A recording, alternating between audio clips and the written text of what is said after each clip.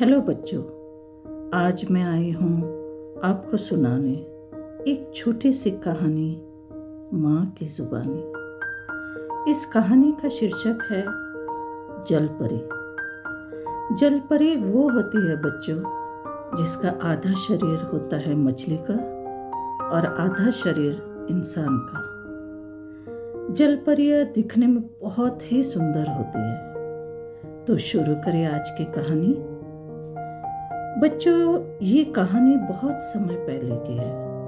एक बहुत ही सुंदर नगर था जिसका नाम था अवंती नगर। अवंती नगर के लोगों का जीवन बहुत ही खुशहाल था। अपनी सुंदरता के लिए ये नगर देश विदेशों में प्रसिद्ध था। दूर दूर से लोग यहाँ इसकी सुंदरता देखने तथा यहाँ व्यापार करने आते। एक और चीज थी जो इस नगरी की सुंदरता बढ़ाती थी। वो था इस नगरी के किनारे बहता एक विशाल व सुंदर समुद्र।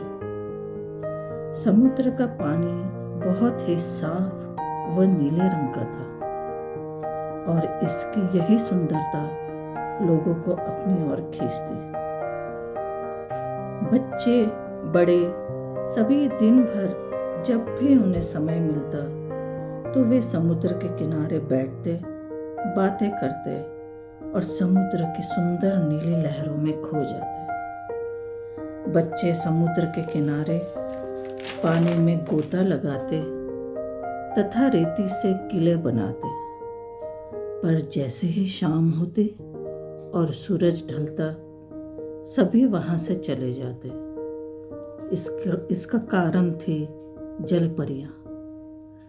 अवंती नगर के लोगों को पता था कि जैसे ही शाम होगी और सूरज ढलेगा, जलपरियाँ समुद्र की गहराइयों से तैरते हुए समुद्र की सतह पर आएगी और वे इन जलपरियों को परेशान नहीं करना चाहते थे।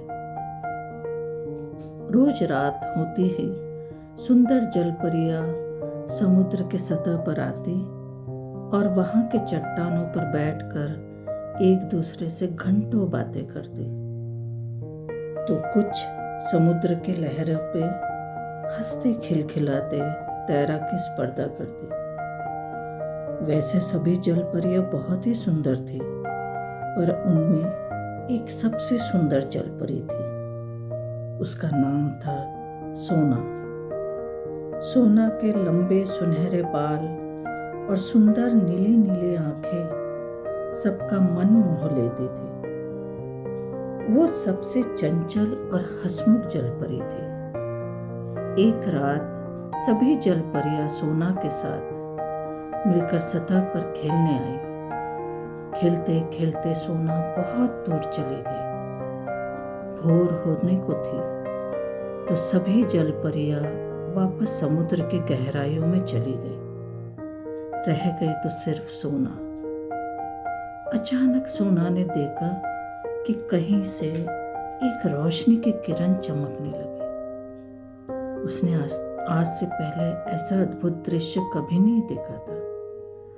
वो इतनी खुश हुई कि तेजी से तैरते हुए उस रोशनी की ओर बढ़ने लगी। उसने देखा कि एक राजकुमार 7 घोड़ों की सवारी करते हुए उस रोशनी से निकला। सोना धीरे से बुदबुदाते हुए कहने लगी, कितना सुंदर राजकुमार है। क्या ये मुझे अपने साथ अपने रथ पर बैठा कर ले जाएगा? पर राजकुमार ने सोना की तरफ नहीं देखा। सोना लोगों से छुपकर एक चट्टान पर बैठकर दिन भर उस राजकुमार को ताकती रही कि न जाने कब उस राजकुमार की दृष्टि उस पर पड़ी और वो उसे अपने साथ रथ पर बैठा कर ले जाए। सुबह से शाम हो गई और वो राजकुमार सोना की आंखों से ओझल हो गया। रात हुई और सोना की सभी सहेलियां वापस सतह पर आई। उन्होंने सोना का मुरझाया और दुखी चेहरा देखा। एक सहेली ने आकर सोना से पूछा, सोना, क्या तुम कल वापस घर नहीं आए? क्या तुम दिन भर यहीं थे? क्या मनुष्य ने तुम्हें देखा?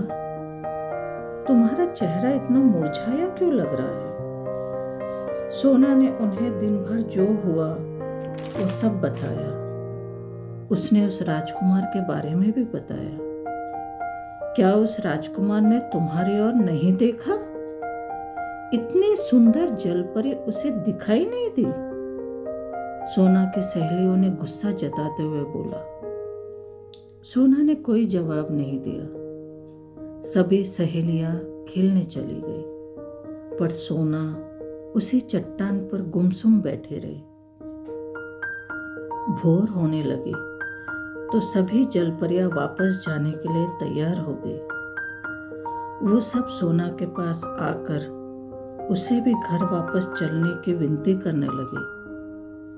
सोना, चलो घर, यहाँ पर तुम्हारा ठहरना ठीक नहीं होगा। सोना ने जवाब दिया, नहीं हीरा, तुम सब वापस जाओ।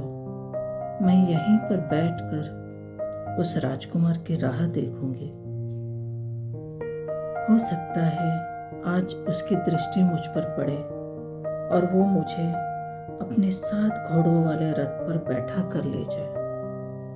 सहेलियों ने हठ किया, पर सोना नहीं मानी, तो वे सब वापस समुद्र की गहराइयों में चले गए। अचानक फिर से रोशनी की एक किरण चमकी। सोना खुशी से उस रोशनी की तरफ देखने लगी। थोड़ी ही देर में उसे वो राजकुमार 7 घोड़ों की सवारी करता हुआ फिर दिखाई दिया। सोना उसकी ओर देखने लगी। आज तो राजकुमार की दृष्टि मुझ पर जरूर पड़ेगी, सोना ने मन ही मन बुदबुदाया। लेकिन आज भी राजकुमार ने उसे नहीं देखा। दिन भर सोना उस चट्टान पर बैठकर उस राजकुमार को ताकती रही, पर राजकुमार था कि उसके ओर उसने नहीं देखा। सुबह से शाम हो गई और वो राजकुमार फिर सोना के आंखों से ओझल हो गया। रात हुई। सोना की सहेलियां सतह पर आई और उसका मुरझाया चेहरा देखा और वे सब समझ गए।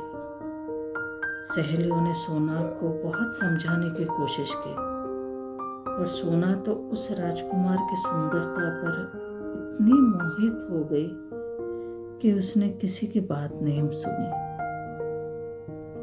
रोज ये सिलसिला चलने लगा।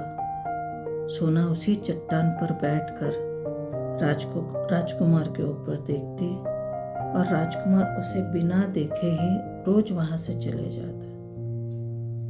एक दिन सोना ने सोचा कि वो आज राजकुमार के सामने जाकर रहेगी। राजकुमार फिर आया अपने घोड़ों पर सवार होकर, और सोना जैसे ही उस चट्टान से उठने लगी तो उसने देखा कि उसके शरीर का निचला भाग जमीन में धंस गया है और उसके शरीर पर पत्ते आने लगे हैं। वो समझ नहीं पा रही थी कि ये सब क्या हो रहा था। अचानक उसने महसूस किया कि उसका चेहरा पीले रंग के पंखुड़ियों में बदल रहा था और उसके सुनहरे बाल पराग में। वो अपनी जगह से हिल नहीं पा रही थी, पर उसका चेहरा उस दिशा में मुड़ रहा था जिस दिशा में राजकुमार जा रहे थे। धीरे धीरे सोना एक पीले रंग के फूल में बदलने लगी। बच्चों, ये पीले रंग का फूल सूरजमुखी का फूल कहलाया और वो राजकुमार और कोई नहीं, सूर्य देवता थे।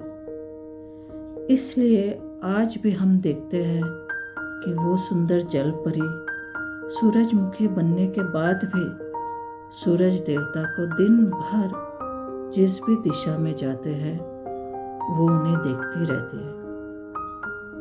तो बच्चों, इस कहानी से हमने क्या सीखा?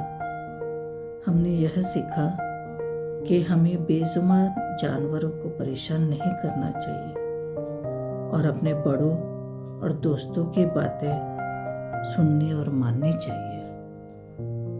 ये एक काल्पनिक कथा है, इसका सच्चाई से कोई भी लेना देना नहीं। ये सिर्फ बच्चों के मनोरंजन के लिए है। आप सब इसे सुने और अपने विचार ज़रूर बताएं और मेरे इस चैनल को लाइक, शेयर और सब्सक्राइब ज़रूर करें। धन्यवाद।